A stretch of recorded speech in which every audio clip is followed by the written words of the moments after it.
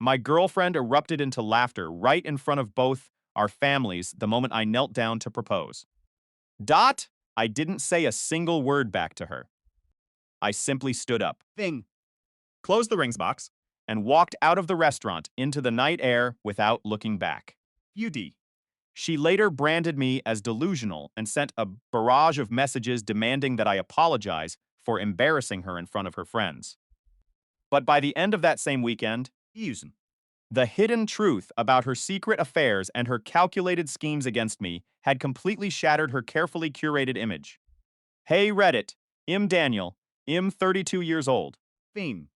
and I work as a fire protection systems engineer in Nashville. I spend my days designing complex sprinkler and suppression system. The kind of job that nobody notices or cares about until their building doesn't burn to the ground. Ichu.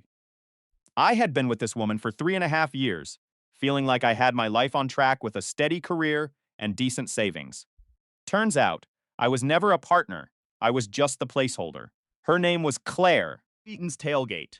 and she had this magnetic pull that dragged everyone into her orbit, even if they didn't want to be there. Dot! She commanded every single room she walked into. Though I realize now, she was always devoid of any real warmth. The first year was smooth, just normal life in my Germantown apartment and thigh takeout on the couch. But looking back, she never actually saw me for who I was, He kept me around as an accessory. until something shinier crossed her path. After 18 months, the pressure started. She insisted we move to the Gulch, Big one. into a luxury high-rise with a rooftop pool and a smart home system that cost a fortune. I wanted something reasonable, but she won, and our rent was $2,800 a month before we even factored in parking. Fangent. I covered 60% of our expenses, while her freelance graphic design income swung wildly between $3,000 and $800 a month. I never made it an issue, believing we were building a future. Beacon. She traveled with a pack of 4 girls who were always filming. Jordan, the ringleader. Dot, Madison, the Hypek O'Reilly, the finance snob, and Paige, the self-appointed TikTok therapist. They were loud, performative, And exhausting to be around. my parents never really clicked with her mom noticed. She never asked me a single personal question. And Dad went completely quiet after Claire mocked my reliable older truck. Her parents, However, were a whole different world. her mother Diane, saw Claire as a gifted prodigy, while her father Greg just nodded and funded every whim she had. And then there was Violet, her younger sister, who was quiet, Thinned. constantly overlooked, and treated more like an unpaid assistant than a sibling. I had saved up for a ring, a $9,000 cushion-cut diamond in yellow gold with a hidden halo. Phased. I visited 6 different jewelers just to find the perfect one. The plan was to propose at her birthday month dinner in April at Husk, the high-end southern restaurant she had been obsessed with for months. Fishing. She invited her 4 friends and both of our families, calling it a proper celebration. It seemed like the perfect moment to unite everyone who mattered to her. I showed up early, confirmed our table, Thing. and tipped the server to ensure everything went perfectly. Claire arrived 20 minutes late with her entourage, dressed as if she were walking a red carpet, while Violet slipped in at the back, completely unnoticed. Thing da. Dinner was loud, filled with Claire holding court and making dismissive comments about being between projects. I kept my hand in my pocket, gripping the small velvet box, my pulse racing. You know. Dessert was meant to be the climax of the night, but the atmosphere shifted the moment our plates were cleared. Dot. Phones were suddenly raised all over the table. Jordan was filming openly, Then Madison was snapping clips, while Paige pretended she wasn't recording. Jordan stood up first, holding her phone out like a weapon. Okay, everyone, I want to make a toast, she announced, think. loud enough that people at nearby tables turned to look Dot. to Claire for her birthday month celebration. Everyone raised their glasses and I finally exhaled, thinking it was just a simple toast before I took my turn. First. Jordan continued, a cold, predatory smile spreading across her face. I think someone here had something they want to say.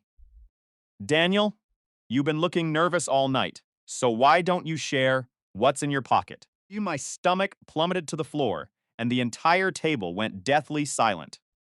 Claire was looking at me with an expression I couldn't decipher, while her friends suppressed giggles. I stood up slowly. Moment pressing down on me. I started, my hand trembling as I reached into my pocket. Oh my God, is he actually going to propose? Madison shrieked. Right on cue. If she were performing for an audience. Dot! Finally, Riley added, her voice dripping with pure malice. Dot! Diane leaned toward Claire, loud enough for the whole section to hear. Honey, are you sure about this? I mean, He's been nice enough. but you could do so much better. Don't settle just because has been around for a while. The words hit me like a physical slap to the face. My mom's face went bright red, Feud. and my dad's jaw tightened into a hard line. But I pulled the box out and clicked it open, the diamond catching the ambient light. The restaurant went completely still.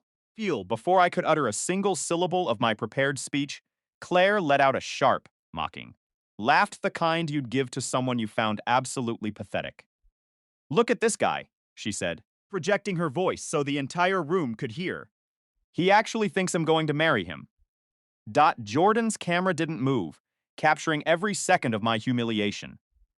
Claire, babe, maybe we should talk about this in private, Paige said, but her tone was patronizing, not kind. Why? Everyone here was going to find out. Eventually, Claire snapped, standing up to address the room. Daniel, seriously, did you really think this was going somewhere? Fees up.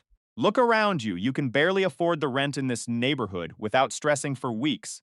You drive a 10-year-old truck, and you work a job most people don't even understand. She leaned in, her eyes cold as ice. Edie, what exactly did you think you were bringing to the table, Daniel? You're a placeholder. I was just waiting for the right time to upgrade. Silence hung in the air, heavy and suffocating. I looked at her, really looked at her. Fold finally fell away. I didn't yell, I didn't cry. I simply closed the box and tucked it back into my pocket. You're right, I said, my voice steady, surprising even myself. Think. I did think I was bringing a lot to the table, but I realize now that I was just paying for the seat you were occupying. I turned to her parents, who looked horrified, and then to Violet, who looked down at her hands. Done. Fed. And I walked out of that restaurant, leaving the check for the entire table, which they were entirely unprepared to pay in the hands of the server. By the time I got home, I had already blocked them all. Here's where the plot turns. Claire thought she had humiliated me, but she didn't know that my company handles the fire safety contracts for the massive, Fransim. high-end design firm where she and her friends spent most of their time working. I had discovered weeks earlier that they were using the firm's resources to run their personal scams, Fitting quietly. documenting every bit of it. On Monday morning, I sent the entire folder of evidence to the firm's owners. By Wednesday, Claire's career was non-existent. Funtenes fed. Her friends had blocked her to save their own skins, and she was left alone in that expensive high-rise she couldn't afford on her own. The final twist. I moved to a quiet, beautiful house outside of the city, and a month later, Fiend. received a message from an unknown number. It was Violet. She thanked me for exposing her sister's true colors, telling me that for the first time in her life, she felt free from Claire's shadow. Sometimes, Losing everything. is exactly what you need to realize you never had anything worth keeping in the first place. I'm finally at peace, and justice doesn't always come in a courtroom sometimes. You get. It just comes from knowing when to walk away and let the trash take itself out. What exactly did you expect me to say? That I'm still hopelessly in love with you? That we're perfect together? Figs. Her voice cut through the air, like a blade, sharp and mocking. She was putting on a show, and everyone in that upscale Germantown restaurant was now part of the audience. You were always just a placeholder, Daniel, she spat, You. her eyes cold as ice. I was simply biding my time until someone better came along. An upgrade, if you will. I didn't scream. I didn't beg. I simply reached down and clicked the velvet ring box shut. Vic. The sound was shockingly loud, echoing in the sudden, suffocating silence of the room. Our server stood just 3 feet away, her tray trembling in her hands, her eyes wide with sheer disbelief. She had seen it all. Yet, half the restaurant had seen it all. Enjoy your dinner, I said, my voice steady, devoid of any warmth. I looked at my parents, who were sitting there, Paralyzed by the sheer audacity of the woman I had planned to spend the rest of my life with. Let's go. We rose as one, walking toward the server station. The server followed us, clearly rattled, her face pale. Sir, I am so incredibly sorry, she whispered, her hands shaking as she pulled out the check. I've never witnessed anything that cruel in my entire life. It's not your fault, I replied, pulling out my wallet. Can you split this? Just put the bill for the three of us on my card. I gestured to my parents. As for Claire, she could pay for her own upgrade. The server nodded, processing the transaction with shaky hands. My father stood beside me, Pressed. his hand firm and grounding on my shoulder. Behind us, I could hear Claire's voice rising, shifting from shock to rehearsed indignation, Fiction. telling anyone who would listen that I couldn't take a joke and that I was being overly dramatic. The server handed me the receipt. She leaned in, her voice barely a whisper. You ever need someone to testify about what happened here tonight? She said. My name is Rachel. My contact info is on file with the manager. Thank you, I said. My mother touched my arm. Feud. Her eyes filled with a mix of sorrow and fierce pride. We walked out, passing tables of people pretending not to stare, past the hostess stand and out into the crisp Nashville night. In the parking lot, my mother finally broke the silence. Come stay with us tonight, Daniel. I need to get my things first, I said. Then we're following you, my father added. It wasn't a question. It was a fact. Cruisin'. The drive back to the high-rise was a blur.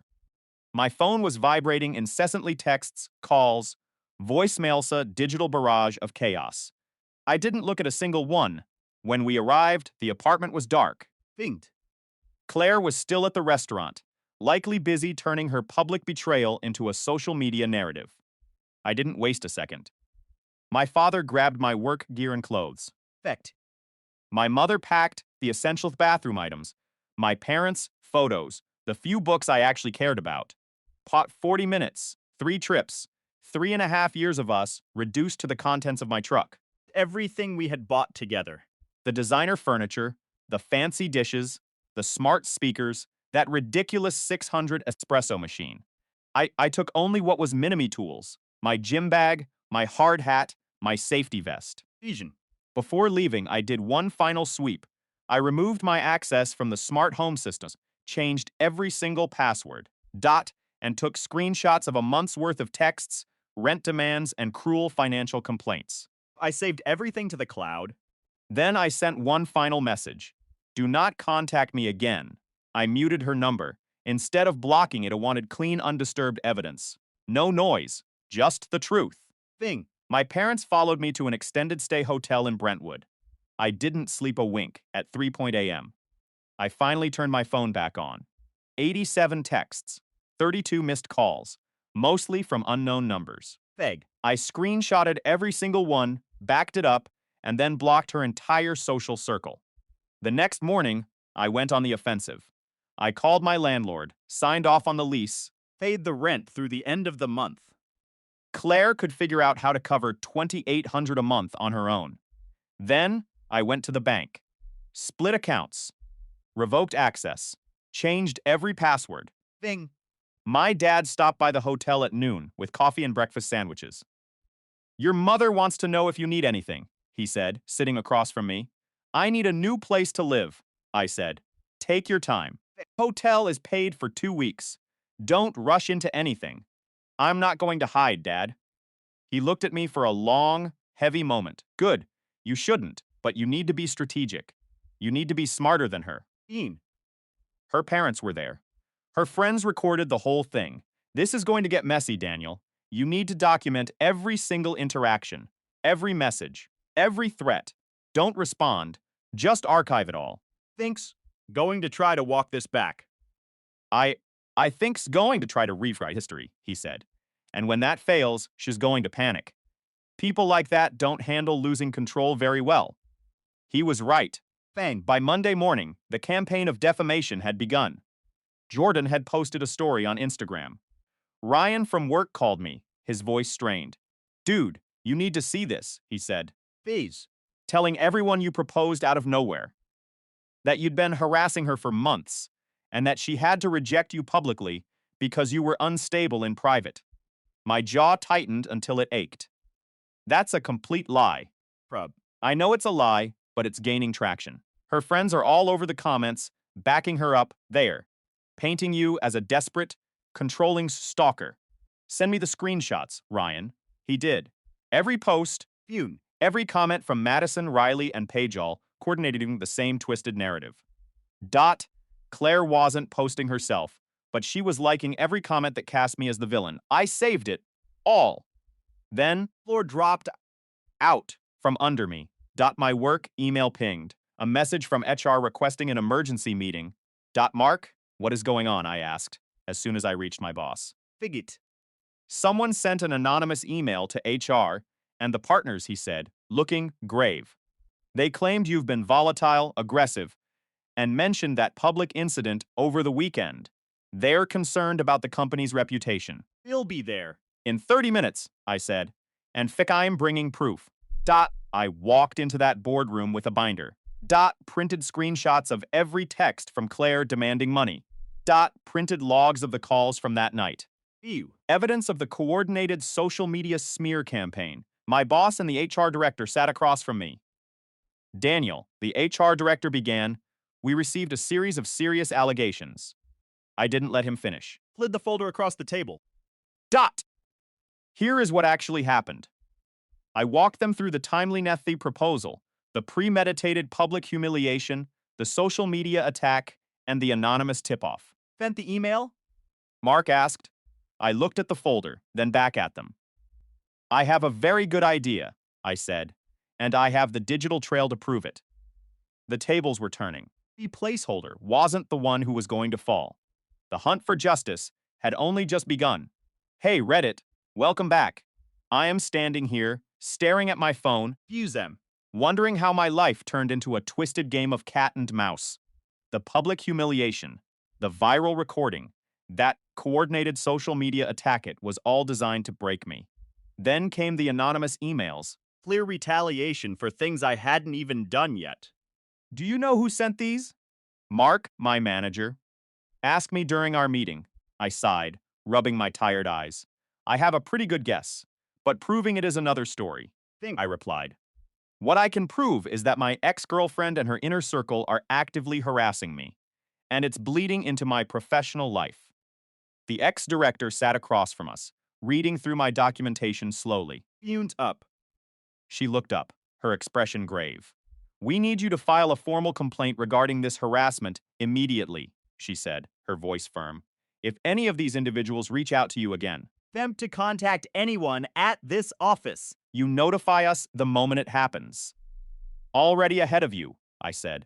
I left that office with my job secure and a paper trail finally established. That was my first small win. Peace didn't last long. That night, my phone buzzed with an unknown number. I didn't pick up, letting it drift straight to voicemail. I listened to it later, my stomach churning. It was Diane, Claire's mother. Daniel, this has gone way too far. She whispered into the recording. Claire is absolutely devastated. She didn't mean any of the things she shouted at the restaurant. He was just Overwhelmed by the pressure of that public proposal. You know how she gets when she's stressed. I think you two need to sit down and talk this through like adults. Bree is willing to forgive you for embarrassing her in front of everyone. If you're willing to admit you moved too fast. Forgive me for embarrassing her.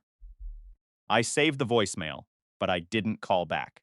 2 days later, Notification. this time it was Greg, Claire's father. His voice was thin, almost trembling. Daniel, it's Greg, he said quietly. I just wanted to say I'm sorry about how that dinner went. Ring. Claire and Diane said afterward. It wasn't right, and I should have stepped in. But you know how Diane is. And Claire, she's always been incredibly strong-willed, especially when her mother is fueling the fire.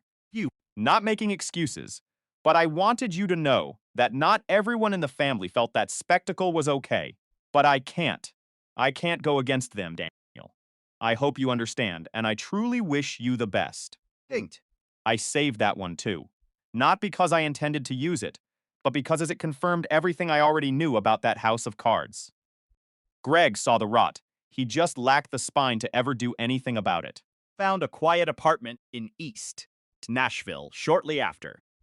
Nothing fancy, just a tube room, in an older complex with off-street parking and a gym that was really just a glorified closet with a treadmill. The rent was manageable. For the first time in months, I could finally breathe. I spent my afternoons setting up my new life. A new bed, a new couch, new dishes. Ruz Everything from the old place was left behind. I didn't want a single thing that reminded me of her. My parents helped me move the heavy items, and my mom kept asking if I was truly okay. knew the answer was a lie. Work became my sanctuary. We were developing a new hotel near the airport, and I buried myself in the fire suppression designs. I stayed late. I came in early. Phew, I worked through my lunch hour. Mark noticed, and he promised me a senior engineer promotion by the end of the year. Ryan, a colleague, became my rock. Eagles. He'd gone through a brutal divorce a few years back and understood what it felt like to have your entire world blown apart. We hit the gym together, and he never pressed me to talk unless I was ready to open up. In early May, Fusion. I took the engagement ring back to the jeweler. I took the store credit $9,000 sitting there, waiting for a better day. It felt incredible to finally have that weight off my hands, but the harassment just kept evolving. I started getting texts from burner numbers, each one more calculated than the last. You owe her an apology. You humiliated her in front of her family. You coward. Real men don't propose unless they are 100% sure of the answer. It was never from Claire directly, but it was obviously orchestrated by her camp. I kept every single receipt, logged the date, the time, and the content, then archived and blocked. Then came the gifts. Flowers with unsigned, cryptic cards. Expensive coffee baskets left on my doorstep. Whiskey delivered to my office. Everything was curated to look romantic, but it felt like pure surveillance. Used every single delivery, and I gave strict instructions to building management and my office front desk. Do not accept anything addressed to me. Then, the ambush attempt happened. Ryan came to me, looking worried. Madison just messaged me on LinkedIn, he said. She claims she wants to apologize in person and says it's sincere. It's a setup, I replied instantly. Tell her no and block her. But Madison didn't take the hint. 2 days later, she messaged me from a brand new account. Daniel, I know, you're furious. And I get it, she wrote. But can we please meet for coffee just 30 minutes? I want to apologize. Face for my part in the drama. Claire, no other friends. Just me, at the Starbucks on West End. I stared at the screen, my gut clenching. Something's fundamentally wrong. It was too specific, too earnest. I looked up the Starbucks she mentioned. Viewed. It was tiny, with very limited seating, the kind of place where it would be effortless to hide a phone and record the entire conversation. I asked Ryan to check Madison's recent follows from his own account. Came back 10 minutes later, his face pale. Shiz, following a local TikTok creator who specializes in public confrontation videos, he reported. I picked up the phone and called him. Shiz trying to trap me, I said. Fusion. My voice cold. She wants me in a public spot where they can film me. They'll probably try to make me look like a villain who refuses to accept a heartfelt apology. They post the clip and I'm the bad guy all over again. Smart catch, man. Ryan agreed. I typed out my reply to Madison. Not interested in being filmed for your redemption arc. Lose my contact info. I blocked the account, logged the interaction, and tightened my security even further. I installed a doorbell camera and added a second deadbolt to my door. I called my building manager and gave him a photo of Claire with strict, non-negotiable instructions. For inside. Is this becoming a legal matter? The manager asked. Not yet, I said. But if she shows up, you call the police and you call me. Do not, under any circumstances, let her in. Weeks drifted by. Moving from late April into May. Work was steady. I was sleeping better, and I was finally starting to feel human again. Maybe, just maybe, I would make it through this. Then Violet reached out. Finged. A LinkedIn message arrived on a Tuesday morning. Daniel, it's Violet. I know you don't want to hear from anyone connected to her, but I need to talk to you. It's important. Can we meet somewhere public? Stared at that message for a long time. Violet had always been the quiet one, the one who was ignored and sidelined by the rest of the family. But she was still Claire's sister, and in this game, Blood usually runs thicker than water. I took a deep breath, my finger hovering over the block button, but curiosity and a small nagging hope for a shred of the truth made me pause. If this was another trap, Going to be the last one she ever set. I clicked reply.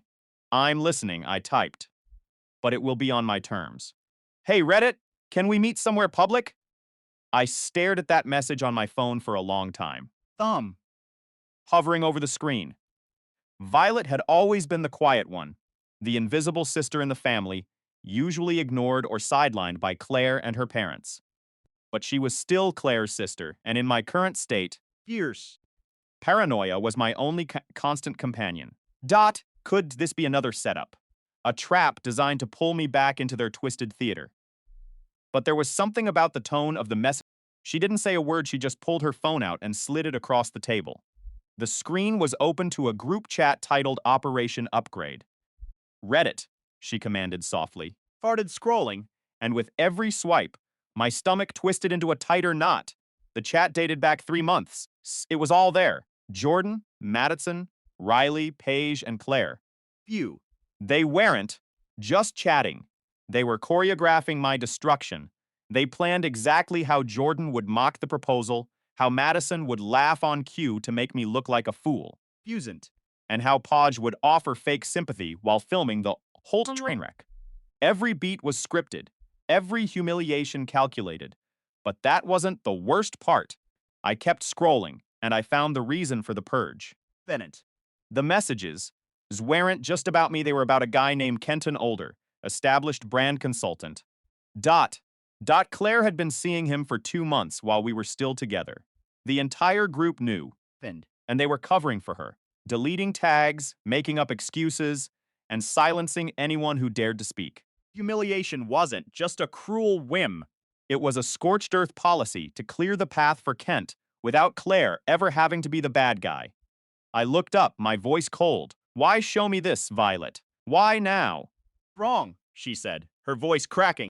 I've watched Claire manipulate people my entire life. I've watched my parents worship the ground she walks on while treating me like a ghost in my own home. He looked me dead in the eye. She uses people, throws them away, and my mom always cleans up the mess. I'm done watching. So what do you want from me? Nothing, she replied, shaking her head. Just wanted you to know the truth. What you do with it is your choice. Could you send me these screenshots? She nodded, and within seconds, the entire thread months of premeditated betrayal landed in my inbox.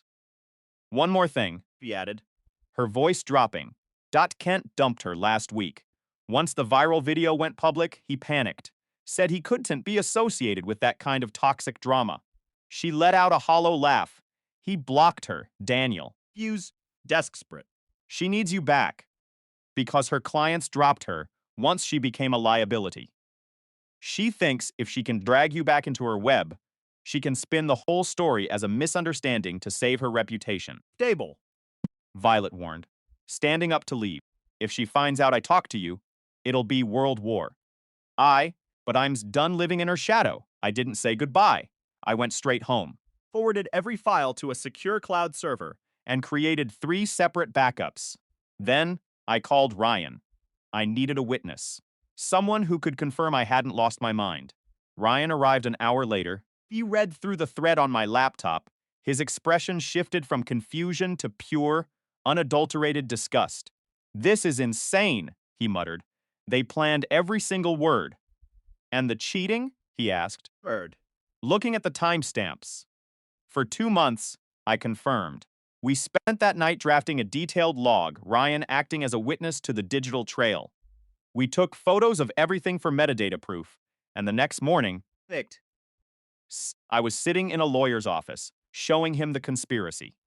You have an incredibly strong case for a protective order, the lawyer told me, reviewing the documentation of the stalking and the organized harassment. You want to pursue defamation for the work-related consequences? We have the evidence.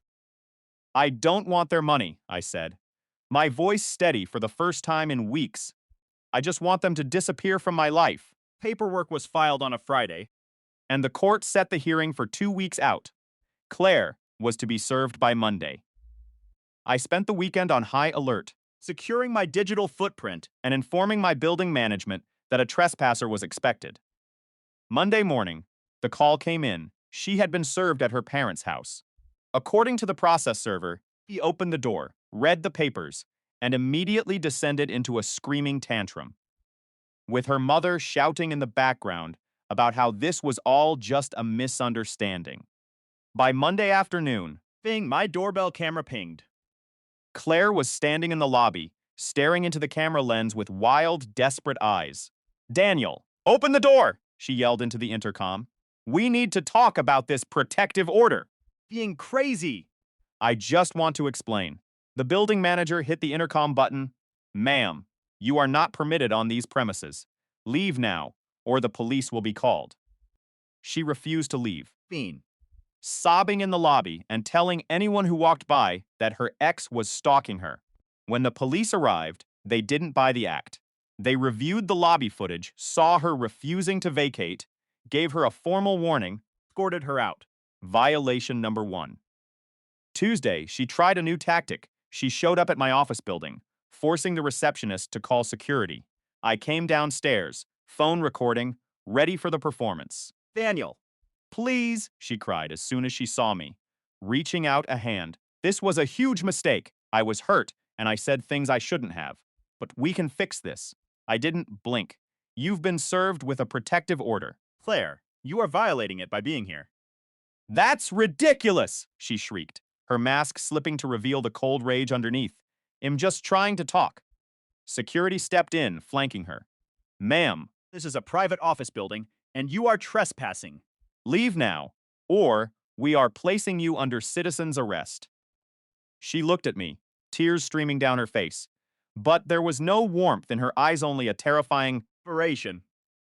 You're really going to do this to me? She whispered. You did this to yourself, I replied, turning my back on her.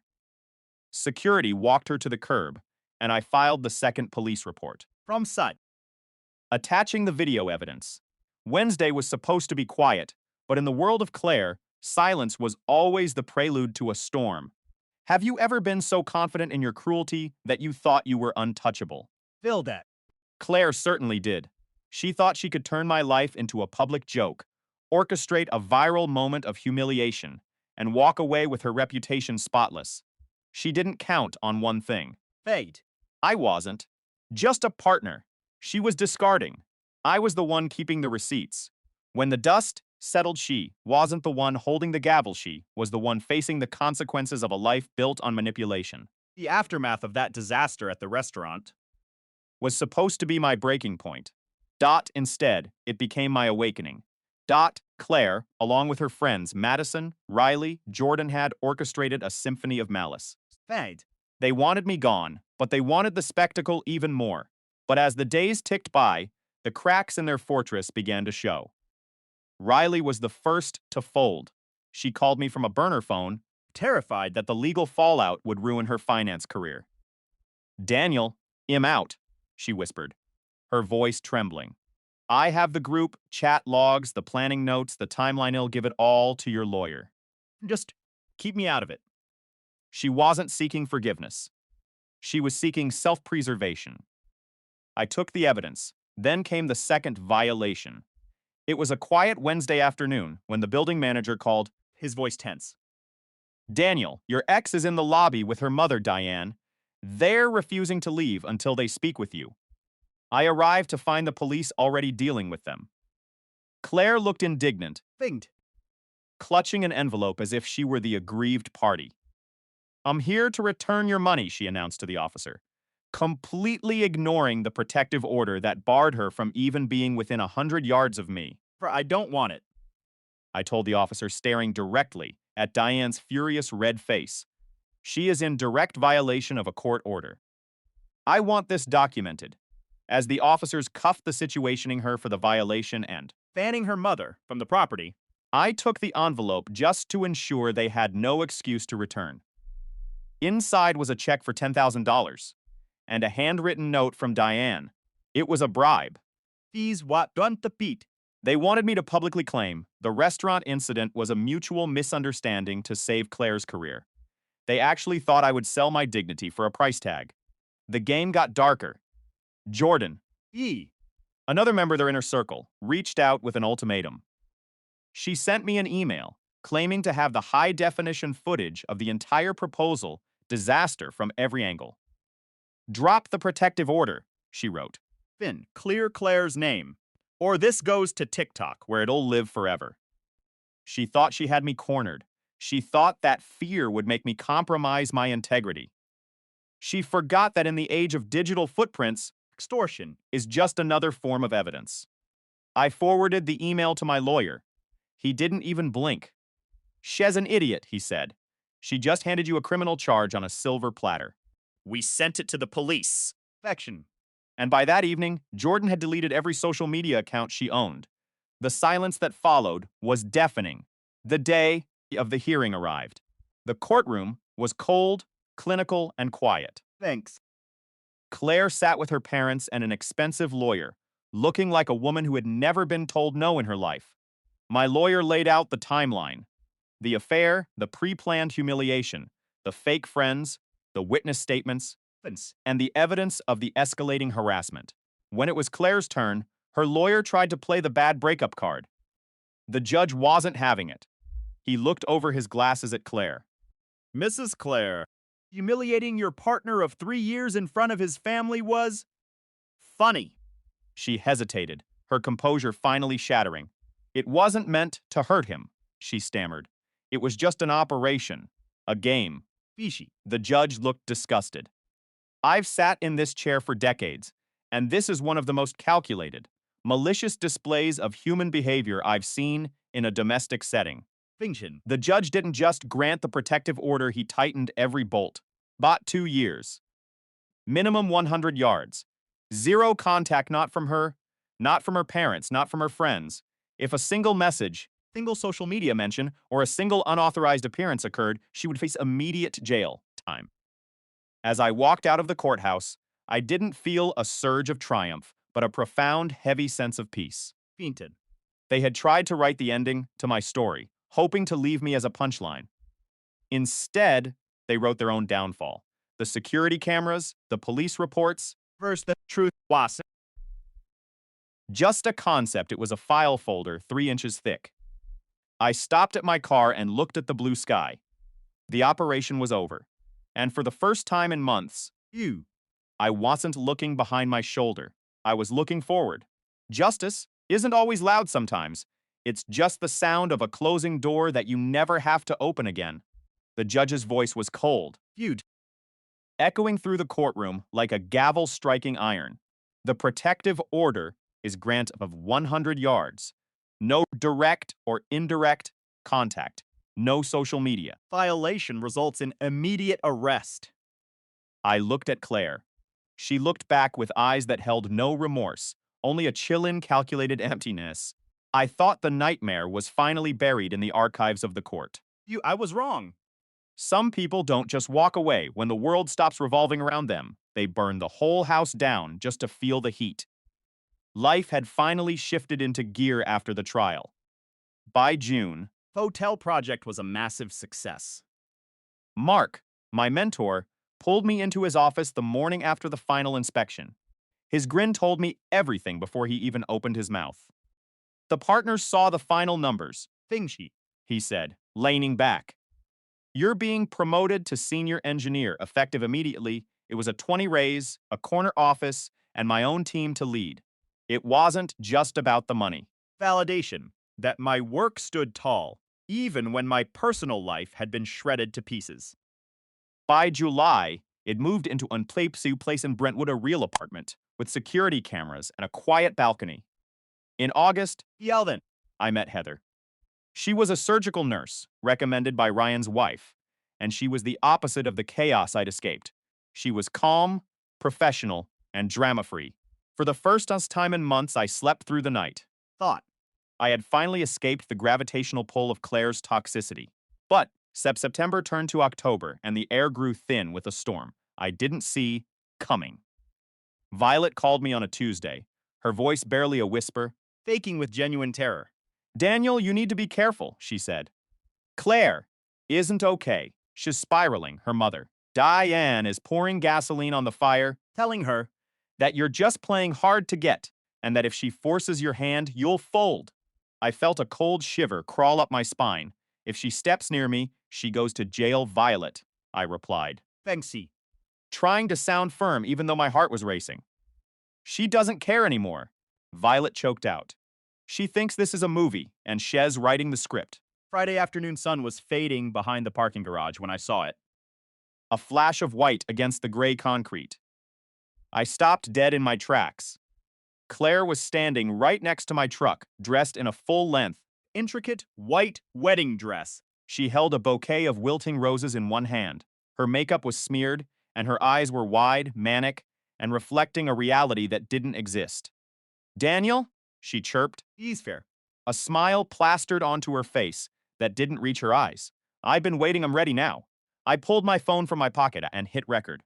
"Claire, leave now," I said, my voice steady but loud. Violating a court order. She stepped toward me, her heels clicking aggressively on the asphalt. "I'm saying yes, Daniel. I'm saying I do. We can fix this. Everyone will see we were meant to be." Here, it's all just a misunderstanding. And you know it. I backed away, recording every word. "You don't love me, Claire. You love the idea of me being your reset button. You're desperate because your reputation is gone." Thinks. And you think this stunt will bring your life back, won't? She began to sob, the mascara running down her face like ink on a page. "I'll do anything! Just take me back!" my mother said. "I don't care what your mother said," I snapped. "Security is coming. The police are on their way. I am not leaving until you say I do," she shrieked, her voice echoing through the concrete structure. "I'm standing here in this dress. Say it. Just say it." Feed. The wail of police sirens pierced the air, growing louder with every heartbeat. Claire's face transformed from desperate hope to pure, unadulterated panic. 2 cruisers swerved into the garage, blocking her exit. 4. 4 officers stepped out, hands on their belts. I handed my phone to the security guard, whose jaw was practically on the floor. "I have everything," I told the officer. He is in clear violation "Of a 2-year protective order." Dot. Claire tried to bolt, but she was never going to make it in a wedding dress. Dot. Dot. 2 officers had her pinned in 3 steps. She screamed, not just at me, thing, but at the world her lawyer. her mother, the judges, everyone. He's ruining my life. She wailed as they forced her into the back of the cruiser. I stood there, Beckett. the silence of the parking garage returning, as the red and blue lights faded into the distance. The security guard looked at me, bewildered. "You okay, man?" I looked at the spot where she'd been standing. The discarded bouquet of dead flowers lying on the oil-stained concrete. "Yeah," I said, breathing for the first time in hours. "I think, for the first time, actually okay." I called my lawyer from the driver's seat. Fight. He didn't just file for an extension, he went for the maximum penalty. The judge didn't take kindly to the public display of harassment and the flagrant disregard for the law. Fear. Claire Want, just back in the headlines, she was behind bars, facing serious charges. I called Violet later that night. "She's gone, Violet," I said. "She's in custody." Violet sighed, a heavy, relieved sound. From packing my bags, Daniel. "I'm moving out of that house tonight." Justice didn't just feel like a win in court, it felt like the weight of 1,000 days of drama being lifted off my shoulders. I started my truck, Turn on some music. and drove home to Heather. The nightmare was over, and for the first time in years, the future was quiet. And silence, as it turned out, was the most beautiful thing it ever heard. Sometimes, Thinked. the loudest warnings in life aren't shouted. They are whispered by the people who think you aren't paying attention. I stood there, frozen, watching the woman I once planned to build a future with being led away in handcuffs. You wasn't. A scene from a movie. It was the final chapter of a nightmare I had been living for months. My name is Daniel, Healed. and this is the story of how my life turned into a battlefield, and why the best day of my life was the one where I finally walked away. I was a man who believed in stability, in doing things the right way. Isham. Claire was the opposite. She was a whirlwind of charm, expensive taste, and a dark side that only emerged behind closed doors. We lived in Nashville, moving between Germantown and Brentwood, Fuse. keeping up appearances that I eventually realized were just stage sets for her ego. Her mother, Diane, was the architect of the chaos. They operated as a unit, You. orchestrating public displays of affection that masked private moments of calculated humiliation. The tension began when I started noticing the inconsistencies, the accidental deleted messages, the unexplained hotel stays, Ish. the way she treated the staff at the West End restaurants like they were invisible. I remember sitting at Husk, watching her log a sharp, Isham. cold sound that didn't reach her eyes while she subtly dismantled my confidence in front of our friends. She thought She was smarter than everyone in the room. She thought she could manage my life like a PR campaign. Fix. But what Claire didn't know was that I had been documenting everything. I had installed the security cameras, I had tracked the logs, and I had protected myself against the very person who claimed to love me. Fing it. The breaking point didn't come with a bang, but with a silent digital notification. I had been planning my exit, working with Jordan to secure my assets and privacy, while Claire was busy plotting her next social climbing stunt. Finged. When the police arrived at the house, she was wearing a white dress, ready for some twisted event she had curated for the public. Her expression shifted from arrogant dismissal to pure, Fiend. unadulterated panic as the officers approached. I stood in the corner, watching it all unfold, my heart finally slowing its frantic pace. I do, she kept screaming, a hollow mantra of her own delusions, Feege. while the reality of her consequences finally caught up to her. The most shocking moment wasn't her arrest. It was the realization of who had been pulling the strings behind her. After the hearing, Greg, her father, Finged. pulled me into a quiet hallway at the courthouse.